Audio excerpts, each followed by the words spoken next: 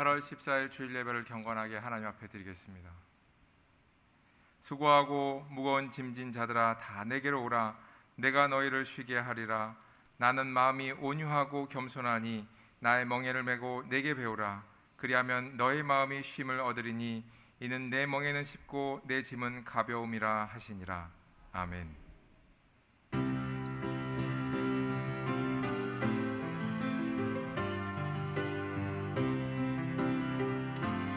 오 하나님 받으소서. 왕께 드리는 제사를 소리 높여 주님을 찬양해.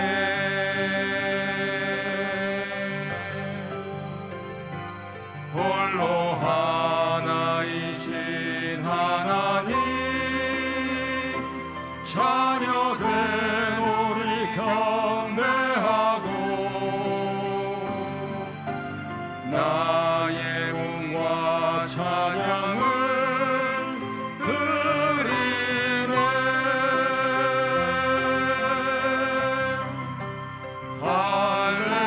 할렐루야 할렐루야.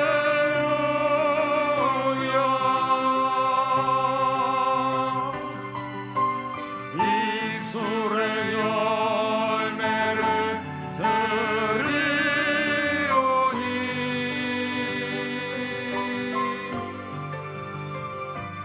오 하나님 받으소서. 왕께 드리는 제사를 소리 높여 주님을 찬양해.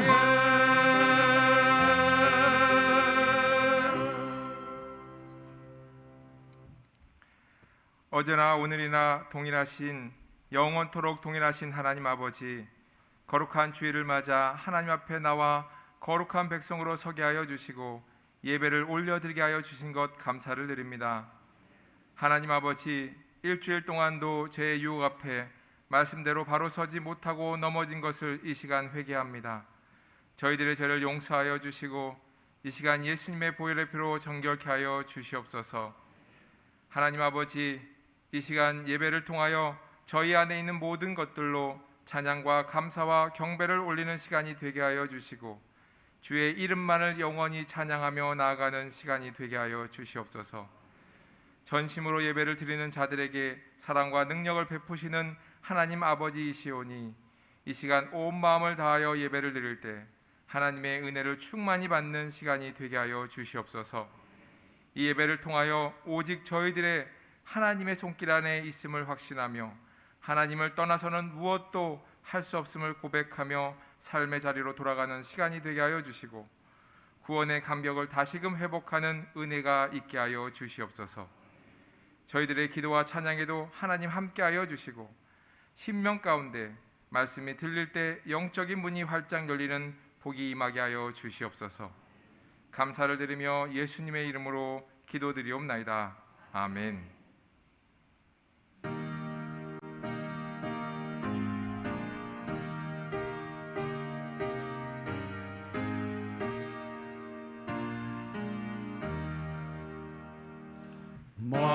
만유의 주제 존귀하신 예수 사람이 되신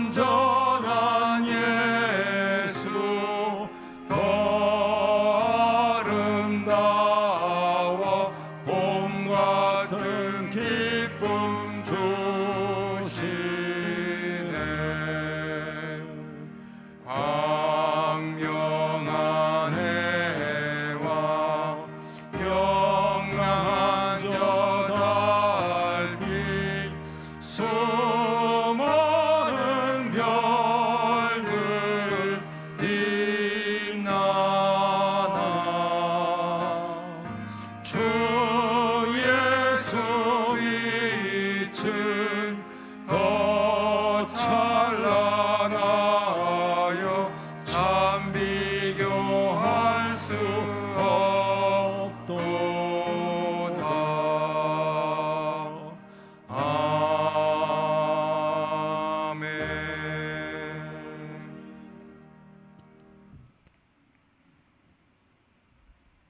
나는 전능하신 아버지 하나님 천지의 창조주를 믿습니다. 나는 그의 유일하신 아들 우리 주 예수 그리스도를 믿습니다. 그는 성령으로 잉태되어 동정녀 마리아에게서 나시고 본디어 빌라도에게 고난을 받아 십자가에 못 박혀 죽으시고 장사된 지 사흘 만에 죽은 자 가운데서 다시 살아나셨으며 하늘에 오르시어 전능하신 아버지 하나님 우편에 앉아 계시다가 거기로부터 살아있는 자와 죽은 자를 심판하러 오십니다.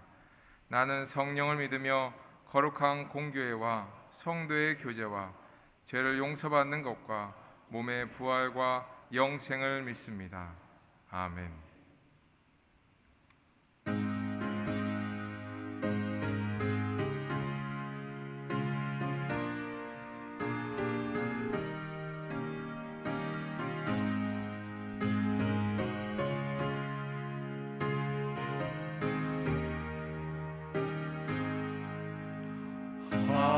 하나님의 진리 등대 길이 길이 빛나니 우리들도 등대되어 주의 사랑 비추세. 우리 작은 불 켜서 험한 바다 비추세. 물에 빠져 헤매니 건져내어 살리세. 죄의 밤은 깊어가고 성난 물결 설렌다. 어디 불빛 없는 가고 찾는 물이 많구나. 우리 작은 불을 켜서 험한 바다 비추세. 물에 빠져 헤매느니 건져내어 살리세. 너의 등불 도두어라. 거친 바다 비춰라. 빛을 찾아 헤매느니 생명선에 건져라. 우리 작은 불을 켜서 험한 바다 비추세. 물에 빠져 헤매느니 건져내어 살리세.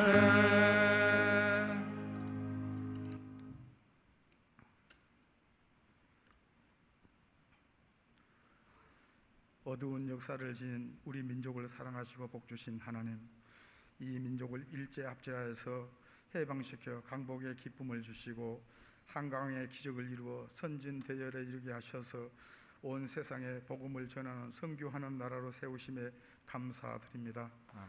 지난 한 주간도 저희의 삶을 지켜주시고 오늘 예배의 자리로 인도하여 주심에 감사드립니다. 아멘. 이 시간 예배를 통해서 영적 회복을 경험하게 하옵소서. 분주하게만 살아왔던 한 주간의 우리의 삶이 성숙한 신앙인으로 살지 못하고 자기 교만에 빠져 하나님의 은혜를 잊고 살아왔음을 고백합니다. 이 시간 우리의 허물과 죄악을 용서하여 주시고 신령과 진정으로 예배하는 신실한 예배자로 거듭나게 하옵소서. 아멘. 지구촌 곳곳에서 일어나고 있는 재난과 재해, 그리고 러시아와 우크라이나 전쟁, 또한 코로나 확산 위기, 강대국들의 패권 다툼으로 세계 안보가 위협받는가 하면 세계 경제는 불황의 늪에 빠져 물가 폭등과 환율 불안으로 경제가 회복될 기미가 보이지 않고 있습니다. 하루속히 전쟁이 종식되고 정세가 안정되고 경제는 회복되어 평안한 일상을 되찾게 하옵소서. 아멘. 하나님, 이 나라 이 민족을 긍휼히 여겨 주시옵소서. 코로나 재확산으로 모두가 불안해하고 힘들어하는 이때 기후 이상 변화로 115년 만에 기록적인 폭우로 서울과 중부지방의 물바다를 이루어 많은 인명과 재산 피해를 입고 망연자실하여 고통하며 아파하는 이들이 많습니다. 하나님이 이들을 위로해 주시고 하루속히 피해 현장이 복구되어 평온한 일상을 되찾게 하옵소서. 아멘. 새로 들어선 새 정부의 정책 부재와 인사난맥상, 권력 남용과 내로남불 등으로 유례 없는 국민의 낮은 국정 지지율로 나라가 혼란스럽고 불안하기만 합니다. 불안한 현 정국을 하나님의 계획과 문제 해결의 역사가 공정한 법 집행으로 사회 모든 혼란을 올바른 방향으로 풀어갈 수 있도록 인도해 주옵소서. 하나님의 예정 가운데 세우신 우리 소망교회가 하나님의 뜻을 잘 담아내는 하나님이 기뻐 쓰시는 교회, 희망이 보이지 않는 이 시대에 하나님이 주시는 참 평안과 소망을 세상에 전하며 잊어버린 이웃의 행복을 위하여 쓰임받는 참된 교회가 되게 하옵소서. 8월의 무더운 폭염 속에서도 건강을 잃지 않고 준비한 크고 작은 목회 계획들이 차질 없이 잘 진행될 수 있도록 도와주옵소서. 이 시간 말씀을 듣는 시간입니다. 기도로 준비하신 말씀이 능력 있게 선포될 수 있도록 성령 하나님께서 강하게 역사하시어 우리 모두 은혜 받는 귀한 예배의 시간이 되게 하옵소서. 아멘. 예수님 이름으로 기도합니다. 아멘.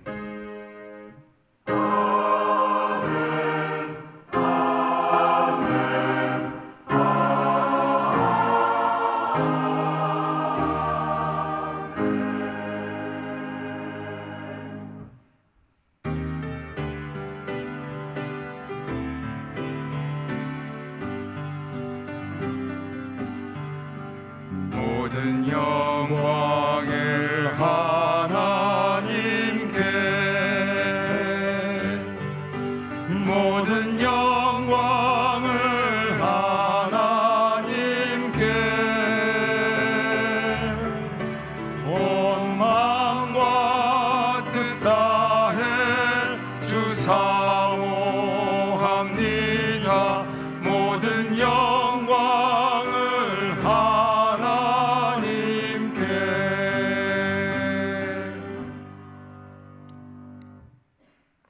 심히 광대하시며 존귀와 권위를 입으신 하나님 아버지, 힘들고 어려운 순간 속에서도 하나님을 바라보게 하시고 기도로서 승리하게 하시니 감사를 드립니다. 하나님 안에서 언제나 기쁨과 평안을 허락하시는 하나님 아버지께 감사의 마음을 담아 한 주간 정성껏 준비한 예물을 올려드립니다. 기쁘게 받아주시고 친히 연락하여 주시옵소서.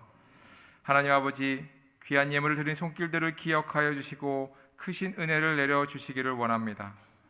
먼저는 언제나 하나님과 동행하며 살아가는 은혜가 있게 하여 주시고, 또 기도할 때마다 하나님께서 주시는 응답과 또한 하나님께 영광을 돌려드리는 겸손함도 허락하여 주시옵소서. 사업장과 직장을 하나님께서 복내려 주시기를 원합니다. 경제적 위기와 어려움 속에서도 마음을 굳건히 지키며 일하게 하시고, 하나님께서 좋은 지혜와 방법을 인도하셔서 나중에 결과적으로 풍성한 열매도 맺는 은혜도 허락하여 주시옵소서. 가정을 돌보아 주시옵소서. 한 영혼도 하나님을 떠나지 않게 가정 모두를 믿음 안에서 지켜보아여 주시고, 믿지 않는 가족이 있다면 저희들의 간절한 기도를 들으시고 속히 하나님께 돌아온 역사가 있게 하여 주시옵소서. 화목하게 하여 주시옵소서. 하나님이 계심으로 관계적으로 어떠한 불만도 없게 하여 주시고, 미래도 온전히 맡김으로 불안하지 않는 가정의 모습이 되게 하여 주시옵소서. 자녀들에게도 복을 내려 주시옵소서. 건강하게 믿음 안에서 잘 자라나서 교회와 하나님의 나라 그리고 잃어버린 영혼들을 위하여 기도하며 눈물 흘릴 줄 아는 믿음의 자녀들로 성장하게 하여 주시고, 하나님 때문에 부모님의 말씀도 잘 순종하며 공경하는 자들이 되게 하여 주시옵소서. 감사를 드리며 예배의 시종을 하나님께 온전히 맡겨드립니다. 예수님의 이름으로 기도드리옵나이다. 아멘.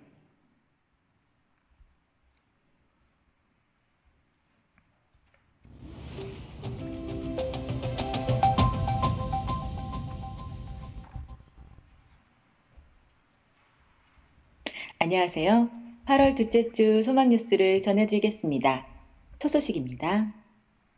청년부 수련회가 13일부터 15일까지 있습니다. 기도와 협력을 부탁드립니다. 담임 목사님과 사모님은 필리핀 선교 사역을 잘 마치고 11일에 귀국했습니다. 여러분들의 기도와 협력에 감사를 드립니다. 이번 주 담임 목사님의 일정은 16일에서 19일 비즈니스 선교회 신방, 20일 여름사역 총평회 및 교사 위로회가 있습니다. 은혜롭고 지혜롭게 잘 감당하도록 이하여 기도를 부탁드립니다. 이번 주 토요일에 교육부서 여름사역 총평회와 교사 위로회가 있습니다. 하나님의 동행해 주심으로 교육부서를 더욱 건설적으로 세워나갈 지혜를 얻고 하반기를 힘써 사역할 수 있는 위로와 기쁨 그리고 힘을 얻는 시간 되길 기도해 주시기 바랍니다. 2022년의 주제는 회복 그리고 성장이고 7, 9월의 주제는 때를 얻든지 못 얻든지 복음을 전파하라입니다. 이번 회기에는 한 사람에게 복음을 전파하여 모쪼록 그들을 구원할 수 있기를 바랍니다. 필리핀의 뚜마나 교회에서 이슬람 권역의 교회를 짓고 있는데 2층까지 골조 공사는 끝이 났지만 아직 마무리 공사가 되지 않았습니다. 2층 예배당 45평의 내부 공사만 먼저 해서 예배를 드리고 싶다고 합니다.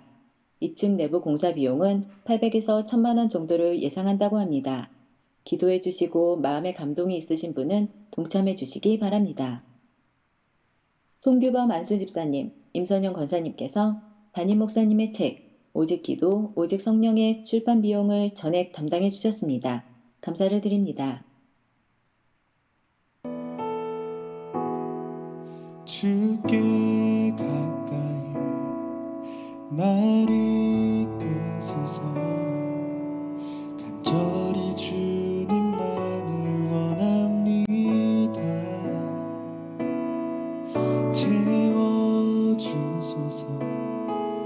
주의 사랑을 진정한 찬양 드릴 수 있도록 주께 가까이 날 이끄소서 간절히 주님만을 원합니다. 채워주소서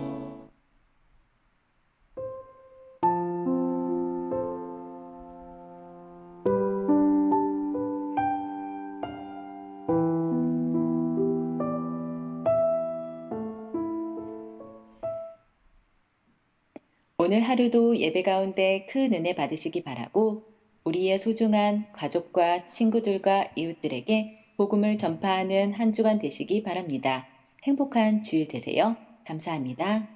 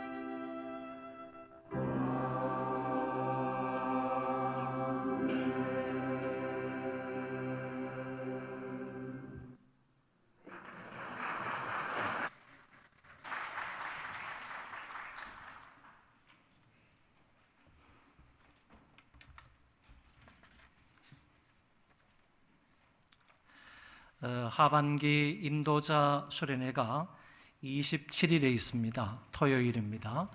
이번 주 토요일이 아니고 다음 주 토요일이 되겠습니다. 21일까지 다음 주 주일까지 여러분들이 10,000원의 등록비를 내시고 등록을 해주시면 감사하겠습니다. 지금 우리 구역이 한 158개 구역 정도 됩니다. 그런데 그 가운데서 지금 신청하신 분들이 한 76명 정도 신청을 했다고 보고를 받았습니다. 76명 정도면 퍼센테이지로 따지면 상당히 빈약한 그런 부분입니다. 여러분들 기억을 하시고 모두 다 동참을 해서 교육을 잘 받고 하반기 인도자로서의 사명을 잘 감당하시면 좋겠습니다. 이번에 필리핀에 가가지고 뚜마나 교회에 그 리더들, 이 교회가 한 400명 정도 필리핀 사람들이 모이는 그런 교회인데 그 교회에서 리더가 한 64명 정도 되는데 그 가운데서 60명이 그 리더 교육에 참여를 했습니다. 거의 100% 정도 참여를 해서 교육을 받는 이런 모습을 보았는데 우리 교회는 그에 비하면 출석률이 상당히 빈약합니다. 모자랍니다. 여러분, 파송교회가 그래서야 되겠습니까? 우리 이제 각 선교지에서는 정말 모여서 열심히 교육을 받고 예배를 드리는데도 정말 너무 열정적으로 예배를 드리고 전도하고 선교하는 일에도 최선을 다하여 하고 있는데 우리 이 모랄리티 교회가 이제 선교사를 파송한 이 본부 교회가 이러면 안 되겠다라는 생각이 들었습니다. 인도자 되시는 분들은 이유를 불문하고 오래전부터 광고를 했던 상황이기 때문에 27일 인도자 수련회에 100% 참여할 수 있도록 해주시기 바랍니다. 특별히 이번 인도자 수련회 때에는 점심을 뷔페 회사에다가 의뢰를 했습니다. 그러니까 식당을 운영하시는 분이 직접 와가지고 그분들에 의해서 맛있는 것을 제공을 하니까 여러분들 좀 기대하는 그런 마음으로 참여해서 좋은 교육 받을 수 있기를 바랍니다. 조금 전에도 광고를 했던 것처럼 이 필리핀의 이 뚜마나 교회 이정주 선교사님이 개척을 해서 목회를 하고 계시는데 이 교회는 한 400여 명 필리핀 사람들이 모여서 예배를 드립니다. 그 한국 사람은 이 선교사님 4회밖에 없습니다. 필리핀 사람들이 한 400명 모여서 주일날 1부, 2부, 3부, 4부 예배를 드린다는 것은 쉽지 않은 일입니다. 필리핀 현지인 교회가 400명 모인다면 그 교회는 아주 상당히 큰 교회입니다. 그런데 이 교회에서 필리핀 외곽에 이슬람 사람들이 모여가지고 지내는 그 지역에 들어가가지고 예배당을 건축한 겁니다. 예배당을 지금 땅을 교인들이 돈을 내서 헌금을 해가지고 땅을 한 100평 정도 사고 그 가운데 한 45평 정도 1층, 2층을 이렇게 건축을 하고 있는데 사진에서 본 것처럼 뼈대는 다 올라갔습니다. 골조는 다 올라갔는데 그 2층을 언제 한 예배당으로 쓰겠다라고 하는데 외부 공사라든지 내부 공사라든지 공사할 게 많이 남아 있지만은 그곳에 2층을 빨리 내부 공사를 해가지고 교인들이 모여서 예배를 드렸으면 좋겠다 이렇게 말을 했습니다. 가보면서 안타까운 마음을 가졌는데 전 필리핀 사람들이 헌금을 해서 땅을 사고 지금 예배당을 건축하고 있는 것입니다. 그래서 빠른 시간 안에 2층만이라도 내부 공사를 해서 예배를 드렸으면 좋겠다는 얘기인데 한 800에서 1000만 원 정도 있으면 내부 공사를 다 할 수 있겠다 이렇게 얘기를 했습니다. 여러분 기도해 주시고 감동이 되시면 여러분들이 헌금을 해 주셔서 우리가 헌금이 되는 대로 보내주시면 그쪽에서 공사를 마무리해서 이슬람권 안에서 하나님 앞에 예배를 드리는 그런 예배당으로서 사용이 될 것입니다. 많이 도와주시고 협력을 해주시면 대단히 감사합니다. 주보에도 지금 그 사진이 2컷이 나와 있는데 여러분 참고하시고 여러분이 도와주셔서 빨리 그곳에 예배당이 세워졌으면 좋겠습니다. 이미 이 뚜마나 교회에서는 상당히 먼 거리에 떨어져 있는데 그 뚜마나 교회에서 이 지역에 가가지고 전도를 해가지고 그 지역에 이미 예수 믿는 사람들이 한 40명 정도 있답니다.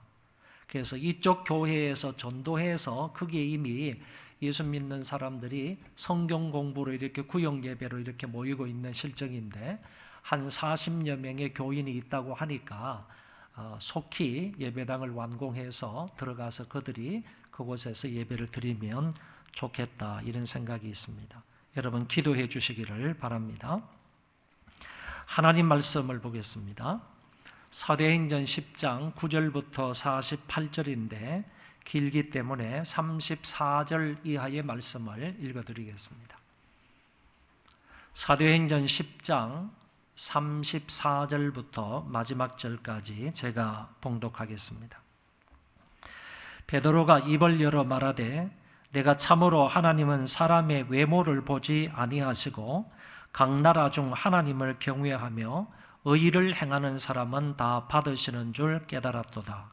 만유의 주 되신 예수 그리스도로 말미암아 화평의 복음을 전하사 이스라엘 자손들에게 보내신 말씀 곧 요한이 그 세례를 반포한 후에 갈릴리에서 시작하여 온 유대에 두루 전파된 그것을 너희도 알거니와 하나님이 나사렛 예수에게 성령과 능력을 기름 붓듯 하셨음에 그가 두루 다니시며 선한 일을 행하시고 마귀에게 눌린 모든 사람을 고치셨으니 이는 하나님이 함께 하셨음이라.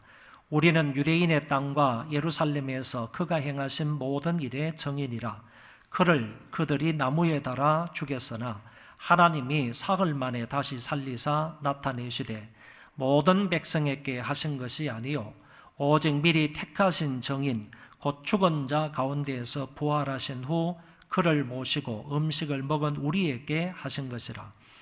우리에게 명하사 백성에게 전도하되 하나님이 살아있는 자와 죽은 자의 재판장으로 정하신 자가 곧 이 사람인 것을 증언하게 하셨고 그에 대하여 모든 선지자도 증언하되 그를 믿는 사람들이 다 그의 이름을 힘입어 죄 사함을 받는다 하였느니라.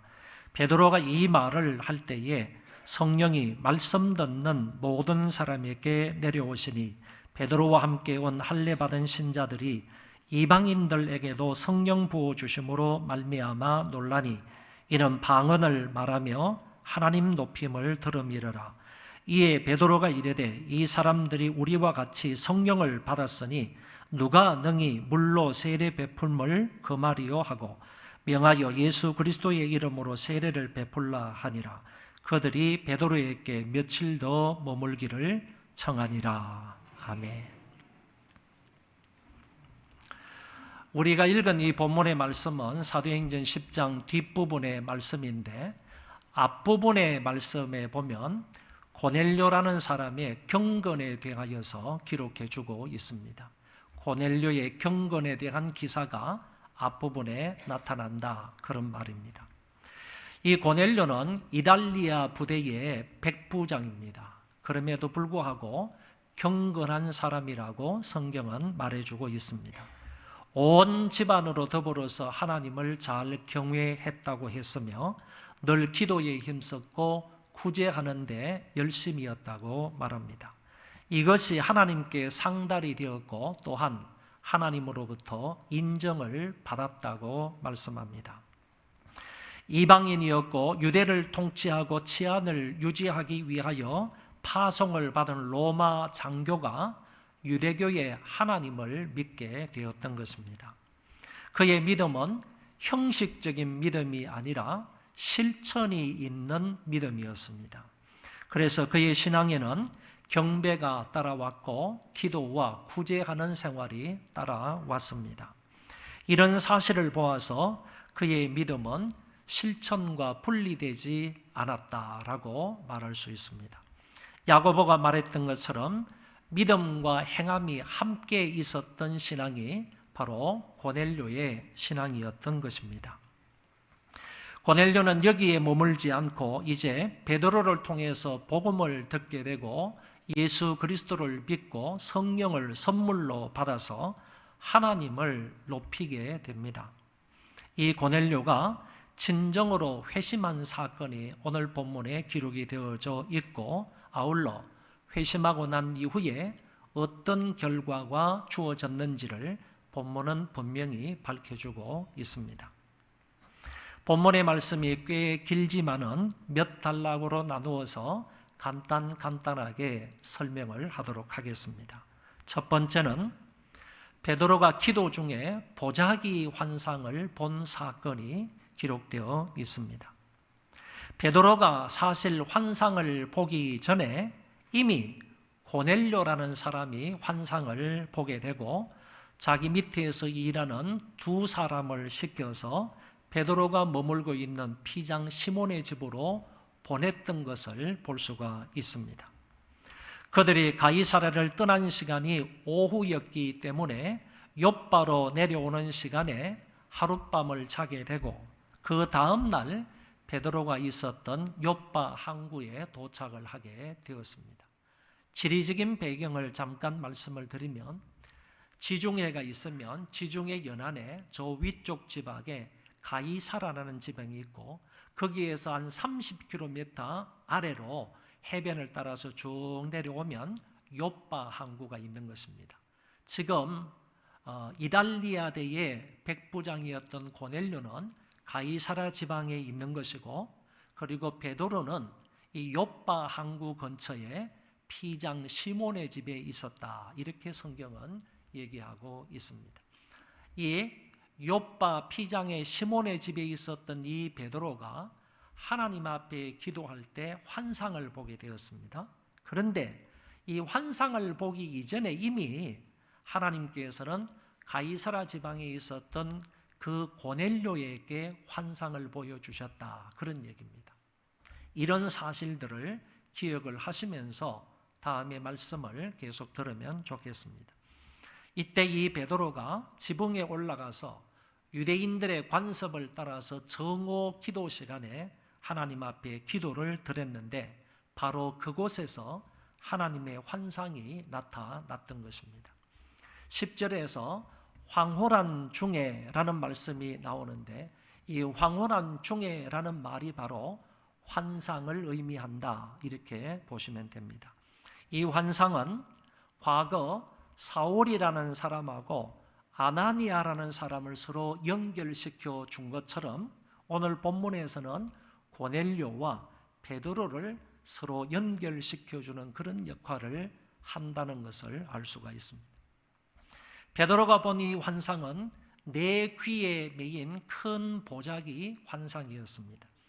그 안에는 네 발 가진 짐승, 그리고 기는 것들, 그리고 공중에 나는 것들이 가득가득 채워져 있습니다. 다시 말하면 큰 보자기가 네 귀가 하늘에 매여 있고, 이런 큰 보자기가 하늘로부터 내려왔는데, 거기에 보니까 네 발 가진 짐승하고 기어다니는 짐승하고 공중에 나는 그런 짐승들이 가득 담겨져 있었다라는 얘기입니다. 그 환상이 내려오면서 하늘에서 소리가 있어서 들어보았더니만은 이것을 잡아먹어라, 이런 소리가 베드로에게 들렸던 겁니다. 베드로는 즉시 반응하기를 그럴 수 없습니다 라고 대답을 했습니다.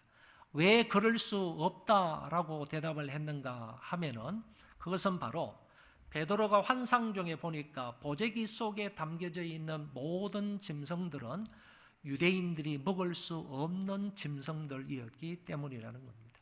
유대인들은 짐승의 고기도 먹을 수 있는 것이 있고 없는 것이 있는데, 본인이 환상으로 볼 때에는 보자기 속에 담겨져 있는 이 모든 짐승들은 유대인으로서 먹을 수 없는 짐승들이었기 때문에 그럴 수 없다라고 대답을 한 것입니다. 그래서 베드로는 속되고 깨끗하지 아니한 것을 내가 결코 먹지 아니하였다, 이렇게 말하면서 과거에 먹지 않았으므로 지금도 먹을 수 없다라고 분명히 대답을 했습니다. 하늘에서 두 번째 소리가 났습니다. 하나님께서 깨끗하게 하신 것을 내가 속되다 하지 말라, 이런 소리가 하늘에서 들렸습니다. 이 말씀은 이 환상의 주제이기도 한데 베드로는 처음에 이 환상의 의미가 무엇인지를 잘 알지 못했습니다. 그러다가 고넬료가 보낸 그 종들을 따라서 성령의 인도하심을 따라서 고넬료 집에 가서야 비로소 이 환상의 의미가 무엇인지를 알게 되었습니다. 이런 일이 3번 있은 후에 그 그릇, 그 보자기는 하늘로 올라갔다 이렇게 표현하고 있습니다. 똑같은 환상이 3번 있었다라는 것은 이방인들도 하나님의 품 안으로 들어오는 것이 분명한 성령의 뜻이다, 성령의 지시였다 하는 점을 우리에게 나타내 보여주고 있는 것입니다. 다시 말하면 이 부정한 것들이지만은 하나님께서 깨끗하게 하시면 깨끗해질 수 있으므로 이런 사람들에게도 복음을 전해야 된다 하는 것이 베드로를 향하신 하나님의 뜻이었다라는 말씀입니다. 베드로는 자기가 본 그 환상이 무슨 뜻인지 처음에는 잘 알지 못했습니다. 이상하다고 생각을 하고 있었을 때 고넬료가 가이사라에서 보낸 종들이 베드로 집 앞에 도착을 했습니다.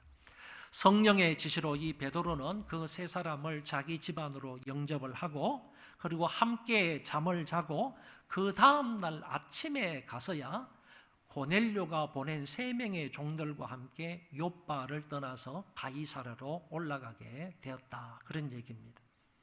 여러분, 유대인들은 결코 이럴 수가 없습니다.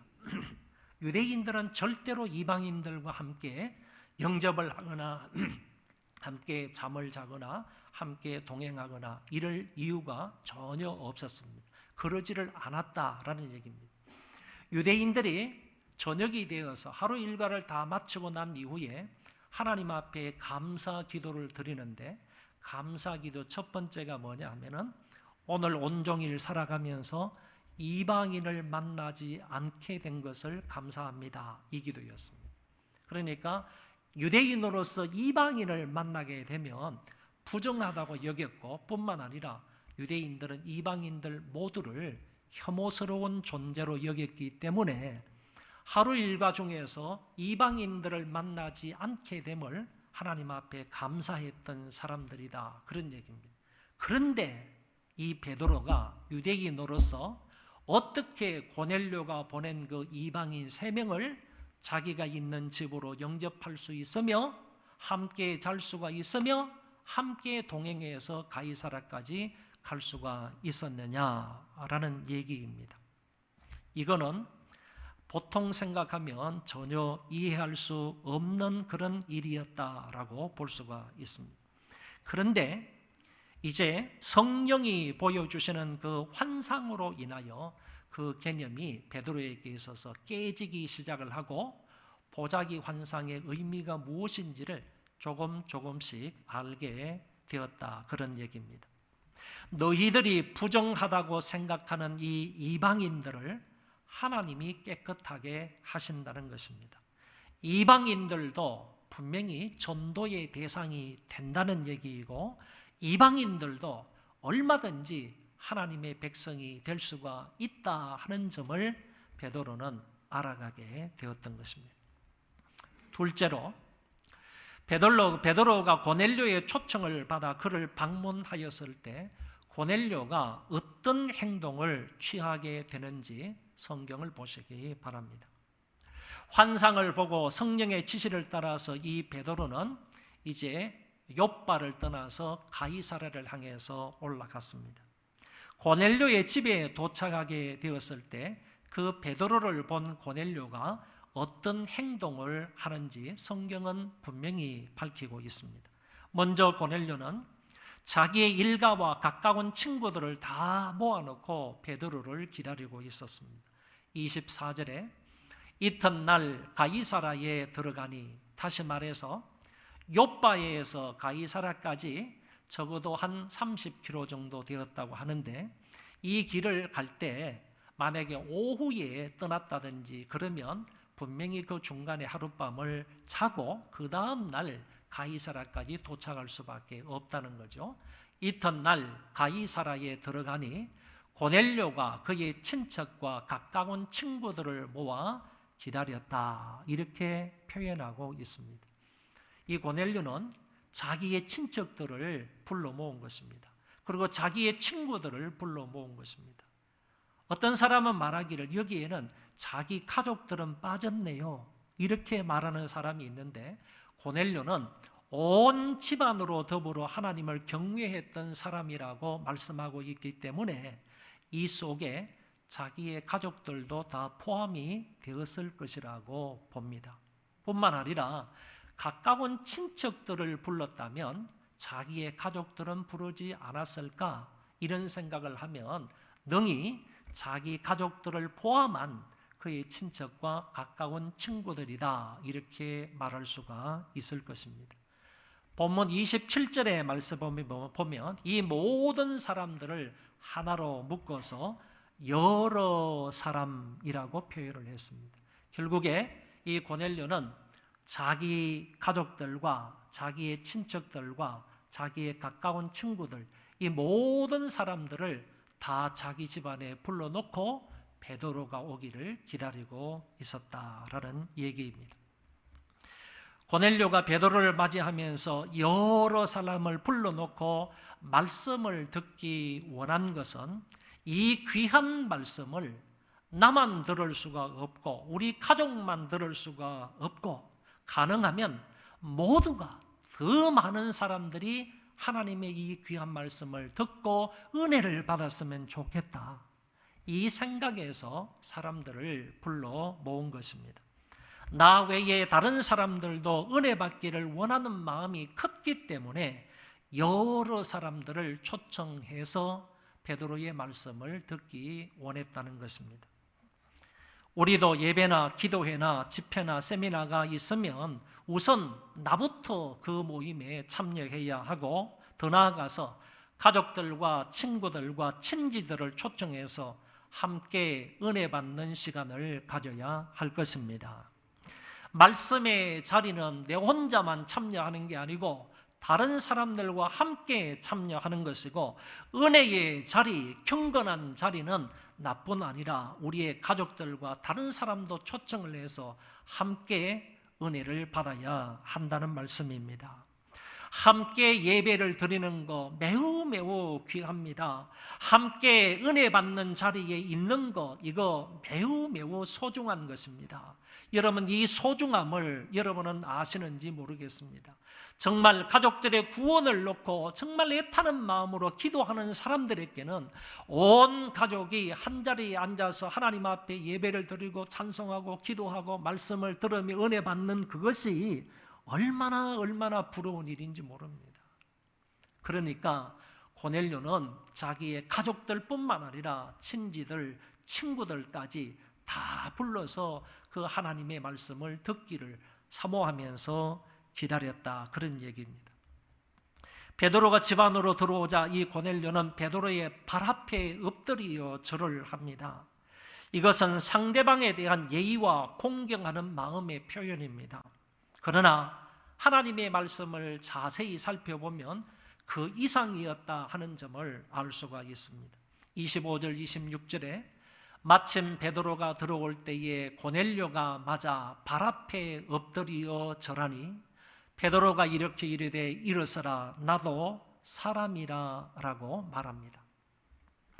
여러분 고넬료는 베드로의 발 앞에 엎드려 절했습니다. 이거는 단순한 존경하는 마음이 아니라 그것을 넘어서 경배와 순종하는 마음까지 있었던 것입니다. 그래서 이것을 알아차린 베드로가 일어나라 나도 사람이다 라고 말을 한 것입니다. 신처럼 나에게 경배하지 말라라는 얘기입니다. 나는 신이 아니다 라는 얘기입니다. 나는 사람이므로 그와 같은 경배와 숭배의 행동은 할 필요가 없다라는 쪽으로 말하고 있는 것입니다.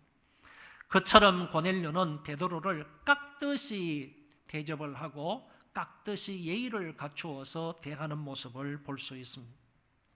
그런데 사실 조금만 생각해 보면 고넬료의 이런 행동들은 불가능하다라는 것을 알 수 있습니다.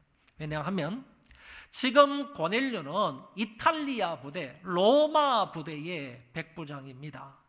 이 유대 민족을 통치하고 그리고 지도하기 위해서 온 로마의 장교입니다. 대단히 백부장이면 자기 밑에 부하가 100명 정도 있는 그 당시의 입장으로 생각하면 상당히 걸발이 있었던 그런 로마의 장교였습니다. 거기에 비해서 베드로는 한낱 유대인이며 피지배국의 종교 지도자일 뿐입니다. 이런 자에게 무릎을 꿇어 경배하듯이 하는 것은 분명 이해가 되지 않는다는 것입니다. 그럼에도 불구하고 고넬료는 베드로 앞에 납작 엎드려서 절을 했던 것입니다. 교역자를 맞이하는 고넬료의 태도와 마음을 여기에서 잘 엿볼 수가 있습니다. 신분과 자기의 지위를 생각하면 이럴 수 없었지만 그럼에도 불구하고 고넬료는 너무 멋진 모습을 우리에게 보여주고 있습니다. 오래전에 들은 이야기입니다. 대한축구협회의 회장이셨던 정몽준 전 국회의원을 여러분도 잘 아실 것입니다. 이분은 대선 후보로도 나오셨던 분입니다. 이 사람이 회장을 맡고 있을 당시 대한축구협회 기술위원회의 위원장을 맡은 사람이 바로 이영무 목사님이십니다. 전체 회장이기 때문에 이 정몽준 회장은 한 개 부서의 위원장인 그 이영무 목사를 사무적으로 대할 수가 있고 그리고 때로는 함부로 대할 수도 있었을 것입니다.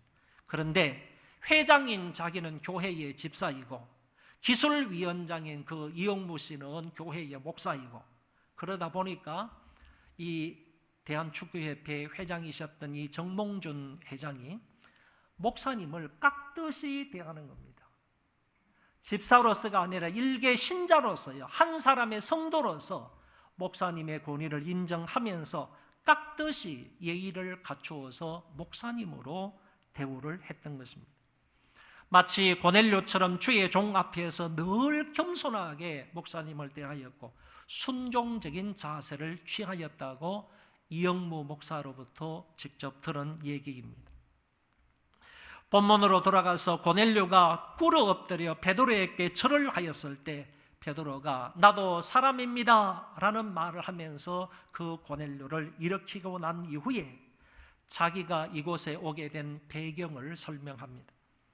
유대인으로서 이방인과 교제하는 것이 위법인 줄 알지만 하나님께서 내게 지시하셔서 왔다고 하면서 성령께서 나를 보내셔서 이곳까지 왔다고 하면서 무슨 일로 나를 불렀느냐고 물었습니다. 이 이야기의 고넬료는 환상 중에 있었던 자초지정의 모든 일들을 상세하게 베드로 앞에서 설명을 합니다. 그리고 우리가 이곳에 모여서 당신을 초청한 것은 주의해서 들으십시오. 주께서 당신에게 명하신 모든 것을 저희들이 듣고자 함이라고 했습니다. 얼마나 멋있는 말입니까? 이 고넬료는 예수님께서 예수님의 제자인 이 베드로에게 하신 모든 말씀을 우리가 듣기 위해서 당신을 초청했다라고 초청 이유와 목적을 분명하게 얘기했던 것입니다. 결국 베드로를 통하여 주님의 말씀을 듣고자 모였고 그래서 우리는 정성스럽게 당신을 영접했다라고 말하고 있는 것입니다.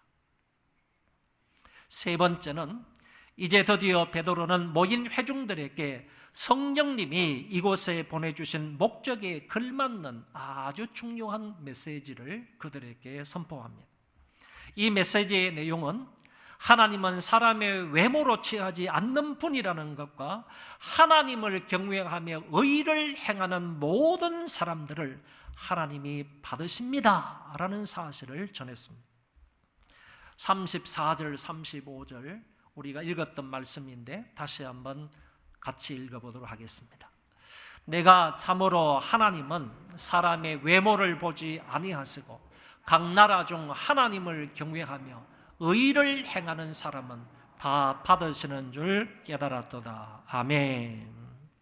하나님은 사람을 외모로 보지 않는다고 했습니다. 유대인인가 아니면 이방인인가 하나님은 구별하지 않는다는 말씀입니다. 황인인가 아니면 흑인인가 아니면 백인인가 구별하지 않는다는 말씀입니다. 남자인가 여자인가 아니면 어린가 젊은가 늙었는가 전혀 구별하지 않는다는 말씀입니다.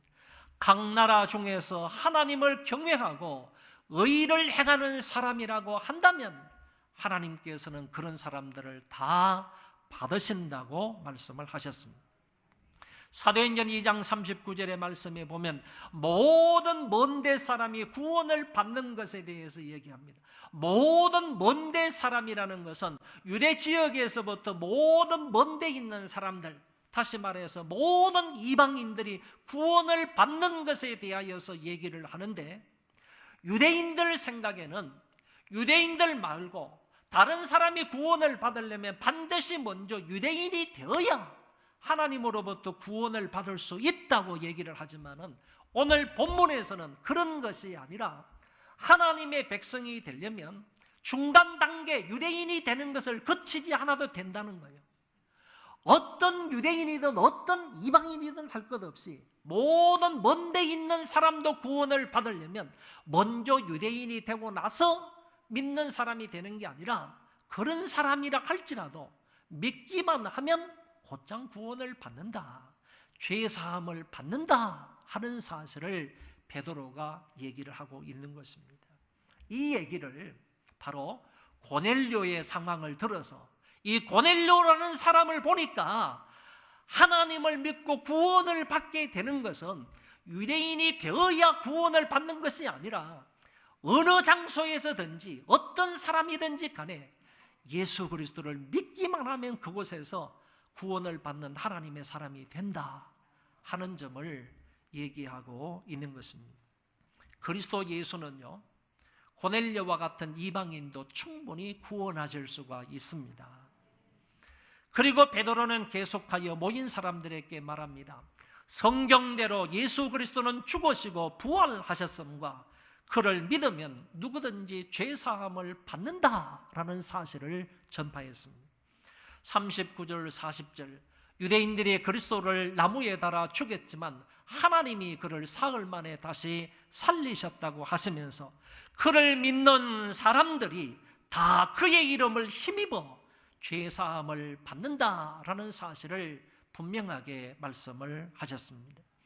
베드로의 설교의 핵심은 십자가에 달리시고 부활하신 그리스도를 믿음으로 말미암아 죄사함을 받는다는 것입니다. 이 사실을 고넬료의 가족들, 모여있는 사람들에게 강력하게 선포를 했던 것입니다. 이제 마지막으로 베드로 사도가 이렇게 고넬료의 초청을 받아서 그에게 몰린 사람들 앞에서 분명한 메시지를 전파하였을 때 어떤 결과가 나타났습니까? 성령이 말씀 듣는 모든 사람들에게 임하였다고 했습니다.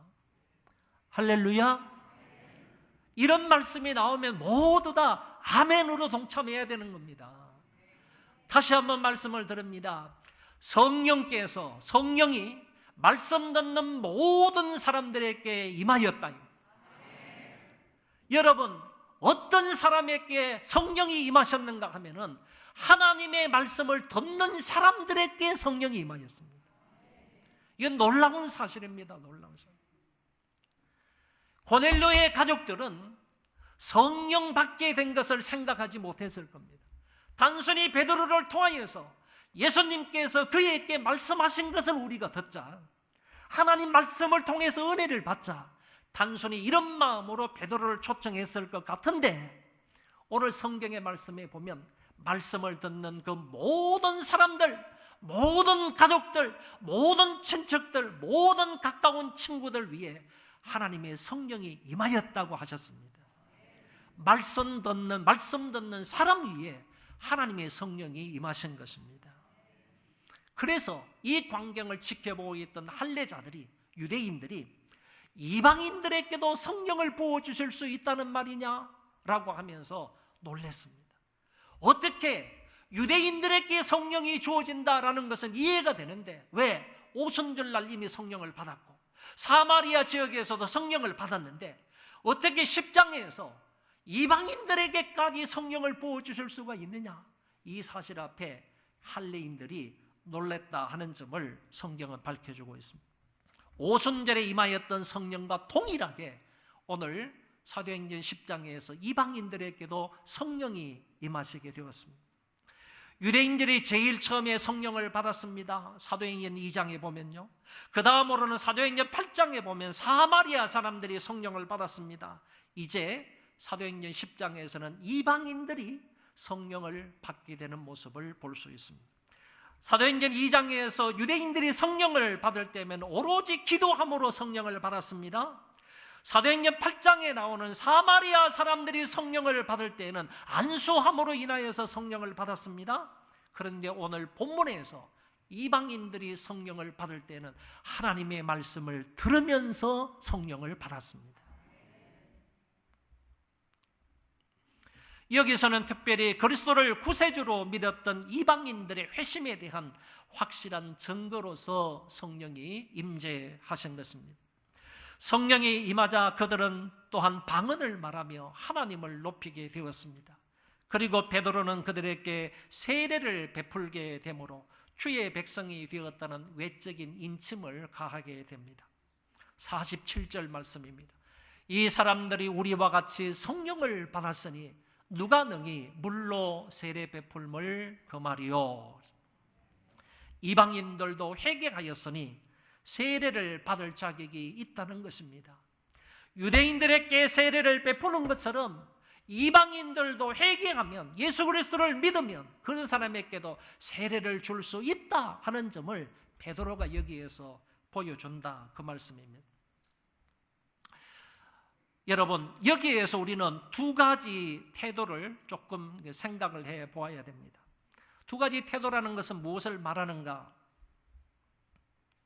먼저는 성령을 받았기 때문에 거기에다가 무슨 물세례가 필요하냐 하는 생각을 버리라는 것입니다. 때로 그렇습니다. 내가 성령을 받았는데 물세례 그거는 뭐 안 받아도 되지 않느냐 이런 얘기인데 오늘 본문에는 성령 충만을 받고 난 이후에 물세례를 받았다는 얘기. 그 말은 무슨 얘기냐 하면은 성령 세례를 받고 방언을 말하고 하나님을 높이는 것을 보니까 저 사람들은 확실하게 예수 그리스도를 주로 믿는 사람들이라는 겁니다.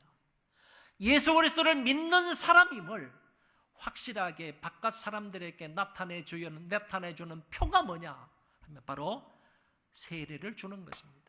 세례를 줌으로 인하여서 당신은 하나님의 백성이 되었다 하는 것을 인쳐주는 것이기 때문에 반드시 세례를 베풀 필요가 있다라는 점을 말해주고 있는 것이고, 또 하나 성령을 받은 것이 분명한데도 이방인이니까 세례를 주는 것은 주저할 일이 아니냐, 이방인이니까 세례를 베풀지 않아도 되냐 이런 얘기인데, 그것이 아니라 고넬료는 이방인이었지만 성령을 받고 난 이후에 세례까지 받았던 점을 볼 때에 성령을 받은 이방인이라 할지라도 세례를 줄 필요가 있다 하는 점을 우리에게 가르쳐 준다는 것입니다. 베드로가 여기서 세례를 준 것은 유대인과 이방인 사이에는 구원을 받는 데 있어서 전혀 차이가 없다, 하나님의 백성이 되는 데 있어서 전혀 차이가 없다 하는 점을 나타내 주는 것입니다. 오늘 말씀을 정리하겠습니다. 본문의 베드로는 자기 의지대로 고넬료를 방문한 것이 아닙니다. 고넬료 역시 자기 의지대로 베드로를 자기 집으로 초청한 것이 아닙니다. 성령 하나님께서 계획과 목적을 가지시고 양쪽 사람들에게 환상을 보여주셔서 이 계획을 이루게 하셨다는 겁니다.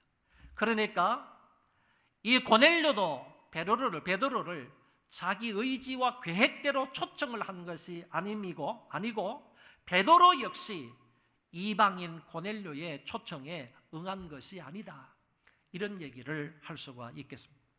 이 같은 성령의 명령에 순종을 통하여서 베드로는 고넬료와 그에 의해 모인 사람들에게 복음을 전함으로 그들이 다 말씀을 들음으로 예수를 믿고 구원을 받고 성령을 받고 세례를 받고 방언을 받고 하나님을 높이는 사람들이 되었습니다.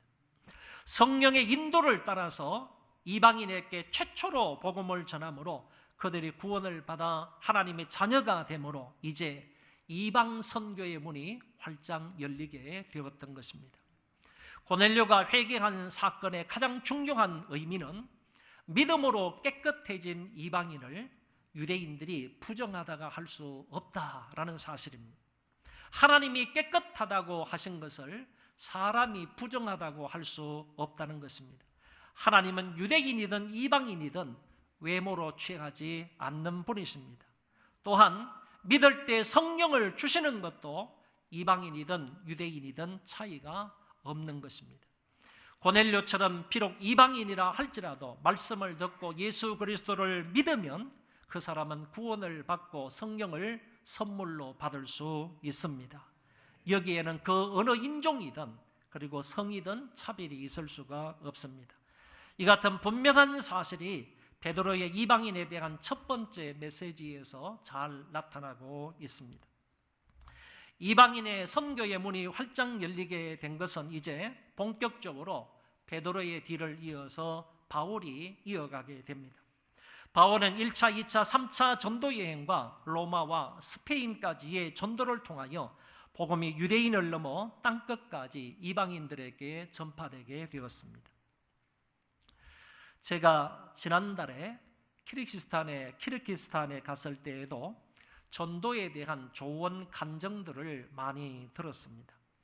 어렵고 힘들고 병든 사람들에게 전도했을 때 그들이 예수를 믿고 지금은 아주 밝은 모습으로 신앙생활을 잘하고 교회에 헌신적인 사람이 되었다 하는 간증들이었습니다.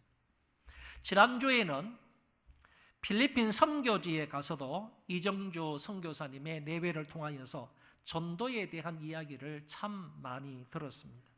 마약 중독자가 복음을 전했을 때 예수를 믿고 변화가 되어서 하나님의 일꾼이 되었다는 말씀, 가정 파탄자가 복음을 듣고 다시 돌아와서 가정을 회복했다는 얘기, 병든 사람이 복음을 듣고 신앙생활을 하다가 병이 나음을 받아서 하나님 앞에 큰 감사를 드렸다는 얘기, 이런 간증들을 많이 들었습니다.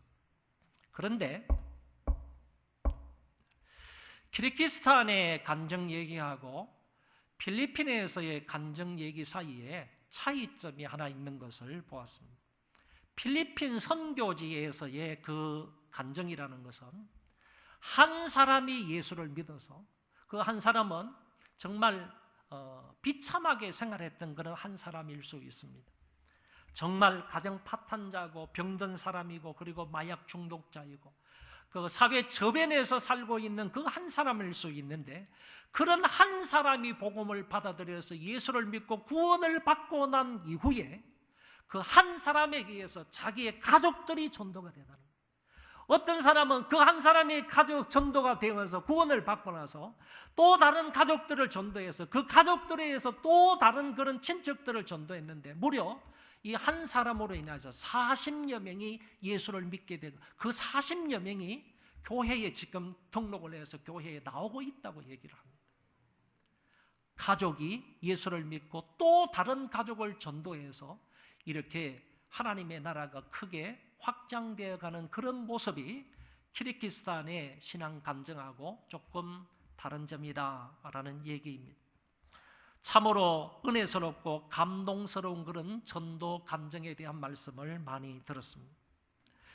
이 목사님과 사모님의 간증을 듣고 전도받아 변화된 그 사람들이 예배를 드리는데 아까 목사님에게 말씀을 드렸던 그 마약 중독자입니다. 아니면 가정 파탄자입니다. 아니면 저 사람은 그 병든 사람입니다. 손가락으로 이렇게 쭉 얘기를 해주는데 그런 사람들이 하나님 앞에 나와서 예배를 드리는데 얼마나 감사하면서 열정적으로 예배를 드리는지 그 광경을 목격했습니다.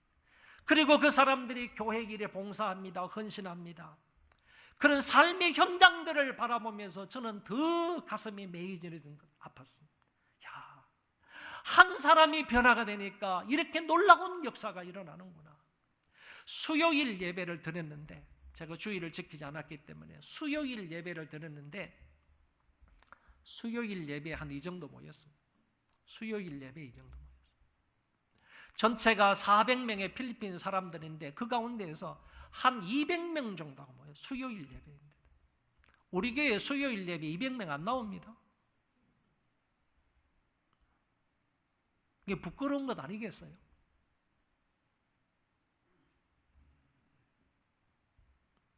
그 사람들이 예배를 드리는데 아까 사진으로 잠깐 보았지만은 찬송도 이렇게 하는 찬송 안 부릅니다. 정말로 뭐 온몸과 마음을 다해서 열정적으로 찬송하고요. 기도를 하는데도 정말 마음을 다해서 기도하고 아멘 아멘 그러고요. 그리고 설교를 듣는 태도도 우리 같지 않습니다. 그 사람들이 복음을 듣고 변화가 되어서 자기의 가족들을 초청하고 힘있게 하고 또 자기의 친척들 이런 사람들이 다 모여가지고 하나님의 말씀을 듣는 그런 광경이었습니다. 제가 몇 주 전에 읽었던 책 한 권을 소개하겠습니다. 전영순 씨가 쓴 복음 전하는 자의 아름다운 발입니다. 이 전영순 씨는 한국에 있을 때 신앙생활을 잘했던 사람입니다. 약사입니다. 그런데 미국에 가서 진짜 예수님을 알게 되었습니다. 미국에서 사람들을 진짜 예수님을 만나고 난 이후에 사람들에게 전도하기 시작합니다. 많은 사람들 전도했습니다. 제일 처음에는 자기의 가족들, 남편이나 다른 사람을 전도하기 시작해서 다른 가족들을 전도하고 그 다음에 주위에 있는 많은 사람들을 전도했습니다. 그러고 나서 싱가포르에 잠깐 가는데 싱가포르에 가서도 전도합니다. 한국에 있습니다. 지금까지 그때부터 시작해서 지금까지 오로지 이 여자분은 전도하는 데 전력을 다하고 있습니다. 온 몸과 마음을 다하여서 복음을 전하는데 전심전력을 다하고 있는 전영순 씨였습니다. 무려 30년 동안 이 발바닥이 파열되는 그런 일이 있었는데 파열되어도 나는 나아가서 전도해야 됩니다 라고 하면서 전도를 했던 사람입니다. 개인 전도도 하고요, 병원 전도도 하고 상담 사역을 통해서 쉴 수 없이 전도하고 있고 포항 극동방송의 어머니 중보기도회를 인도하고 정신병원에서 지금 예배를 인도하기도 합니다. 그녀는 발바닥이 파열되고 무릎이 아파서 걸을 수 없을 정도가 되어도 오로지 전도에 천념하고 있는 그의 삶이었습니다. 저는 이 책을 읽으면서 다 읽지는 못했습니다. 한 100페이지 정도 읽으면서 한두 번 눈물을 흘렸습니다. 너무나 은혜스럽고 감동적인 책이었습니다. 여러분들 한번 읽어보시면 많은 도전이 되리라고 생각합니다. 이제 우리는 주님을 본받고 그리고 베드로를 본받고 그리고 여러 복음 전도자들을 본받아서 이 복음을 우리의 가족들과 우리의 친구들과 우리의 친척들에게 전파하여 모쪼록 우리의 복음 전파를 통하여서 한 사람이라도 구원할 수 있기를 바랍니다. 우리 다 일어나셔서 찬송 부르겠습니다. 1절 4절입니다.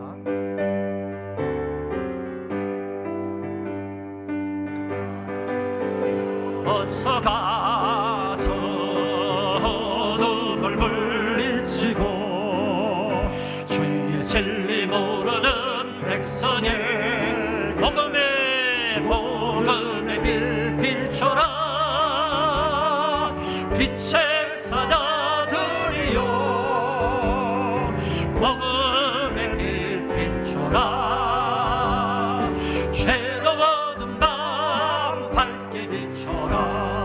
빛의 사자들이여 동서남북 어디나 땅끝과 주님만 의지하고 눈어서와 못 보는 백성에게 복음의 빛 비춰라. 빛의 사자들이여 복음의 빛 비춰라. 새로운 밤 밝게 비춰라. 빛의 사자들이여. 하나님 아버지, 우리에게 가족과 친구들에게 복음을 전할 수 있는 힘과 용기와 믿음을 달라고 하나님 앞에 동성으로 기도하겠습니다. 자비로우신 하나님 아버지여, 오늘 저희들에게 전도할 수 있는 힘과 용기와 지혜와 믿음을 허락하여 주옵소서. 특별히 우리의 가족들에게 복음을 전할 수 있도록 도와주시고, 하나님 우리의 친구들에게, 우리의 친척들에게 복음을 전할 수 있도록 도와주시기를 바랍니다. 아버지 하나님이여, 고넬료처럼 사람들을 데려와서 하나님의 말씀을 듣게 할 수 있도록 도와주시고, 그리하여 모든 사람들이 예수 그리스도를 믿고 성령을 선물로 받고 방언을 말하며 하나님을 높이게 되는 역사가 있도록 아버지여 도와주시고 인도하여 주옵소서. 베드로처럼 하나님 아버지 예수 그리스도의 십자가와 부활을 증거할 수 있도록 도와주시며, 이 사실을 믿는 사람이 죄사함을 받고 구원을 받는다는 사실을 전할 수 있도록 도와주시기를 바라고 원합니다. 하나님 아버지여, 우리에게 속한 모든 가족들, 우리의 친척들, 우리의 친구들을 불쌍히 여겨주시고, 저들에게 나아가서 예수 그리스도를 믿으라고 구원을 받으라고 복음을 전할 수 있는 은혜가 있도록 도와주시고, 필리핀 지역에서 일어났던 그와 같은 부흥의 역사가 복음을 전파함으로 일어나게 되는 놀라운 역사가 있게 하여 주시옵소서. 모든 하나님의 권속들을 붙잡아 주시기를 원합니다. 함께 하시고 도와주시기를 원합니다.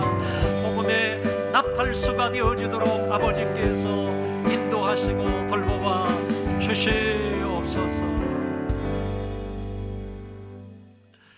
자비로우신 우리 주 예수 그리스도의 은혜와 하나님 아버지의 만극하신 그 사랑하심과 성령님의 위로 교통 역사 충만하심이 오늘 말씀을 듣고 돌아가며 이제 이후로 고넬료처럼 우리의 가족들을 초청하고 친척들을 초청하여 하나님의 말씀을 들음으로 예수 그리스도를 믿는 하나님의 자녀가 되게 하기를 마음에 결심하고 다짐하는 하나님의 모든 형제 자매들 머리 위에와 그리고 저희 자손 만대 위에와 하나님이 사랑하시는 우리 조국 교회 위에 이제로부터 영원토록 함께 있을지어다. 아멘.